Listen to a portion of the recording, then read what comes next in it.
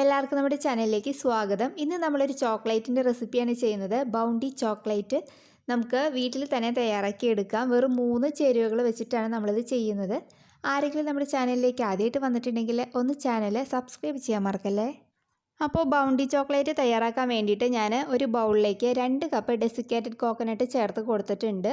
അപ്പോൾ നമ്മൾ എടുക്കുന്ന ബൗളിലൊന്നും വെള്ളത്തിൻ്റെ അംശമൊന്നും പാടില്ല. ഡ്രൈ ആയിട്ടുള്ള ബൗളിലേക്ക് വേണം ഇട്ട് കൊടുക്കാൻ.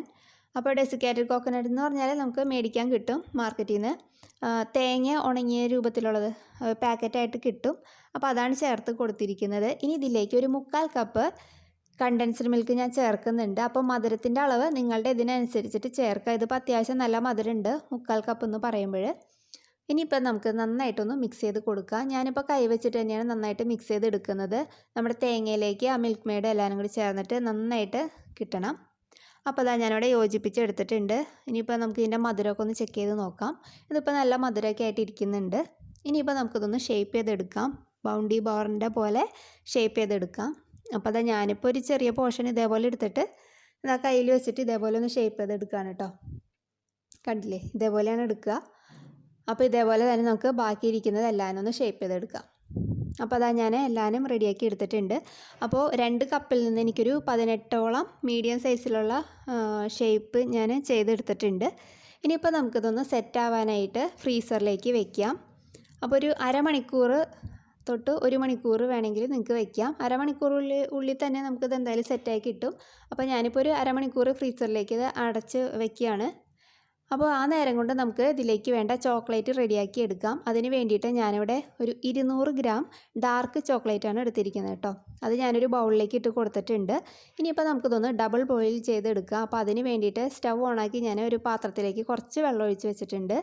ഇനിയിപ്പോൾ ഇതിൻ്റെ മേലേക്ക് നമ്മൾ ചോക്ലേറ്റ് ഇട്ട് വെച്ചിരിക്കുന്ന ഈ ബൗൾ വെച്ച് കൊടുക്കാം. എന്നതിന് ശേഷം നമുക്കിതൊന്ന് മെൽറ്റ് ചെയ്യിച്ചെടുക്കാം. അപ്പോൾ ഒരു മീഡിയം ഫ്ലെയിമിലൊക്കെ ഇട്ടിട്ടൊന്ന് മെൽറ്റ് ചെയ്യിച്ചെടുക്കുക. അപ്പോൾ ഒരു 5-10 മിനിറ്റിനുള്ളിൽ ഇതൊന്ന് മെൽറ്റായിട്ട് വരും. അപ്പോൾ അതവിടെ നമ്മുടെ ചോക്ലേറ്റ് ഇവിടെ മെൽറ്റായി കിട്ടിയിട്ടുണ്ട്. അപ്പോൾ നമ്മുടെ ഫ്രീസറിൽ സെറ്റാൻ വെച്ചിരുന്ന നമ്മുടെ ഷേപ്പ് ചെയ്ത് വെച്ചിരുന്ന നമ്മുടെ കോക്കനട്ടിൻ്റെ മിക്സ് ഞാൻ പുറത്തെടുത്തിട്ടുണ്ട്. അരമണിക്കൂർ കഴിഞ്ഞു. ഇനിയിപ്പോൾ നമുക്ക് ബൗണ്ടി ചോക്ലേറ്റ് ആക്കാം. അതിന് വേണ്ടിയിട്ട് ഞാൻ ഓരോന്നെടുത്തിട്ട് നമ്മുടെ മെൽറ്റഡ് ചോക്ലേറ്റിലേക്ക് ഡിപ്പ് ചെയ്ത് ഒന്ന് കോട്ട് ചെയ്തെടുക്കുകയാണ്. ഇതേപോലെ 2 സ്പൂണ് വെച്ചിട്ടാണ് ഞാൻ ഇതൊന്ന് ഡിപ്പ് ചെയ്തെടുക്കുന്നത് കേട്ടോ. അപ്പോൾ എല്ലാ ഭാഗത്തേക്കും ചോക്ലേറ്റ് കവർ ചെയ്യുന്ന രീതിയിലൊന്ന് ഡിപ്പ് ചെയ്തെടുക്കുക. അപ്പോൾ എന്തെങ്കിലും എക്സസ് ആയിട്ടുള്ളതൊക്കെ ഉണ്ടെങ്കിൽ നമ്മൾ സ്പൂൺ അങ്ങനെ പൊക്കി പിടിച്ചിട്ടുണ്ടെങ്കിൽ താഴേക്ക് ആ ബൗളിലേക്ക് തന്നെ വീണോളും.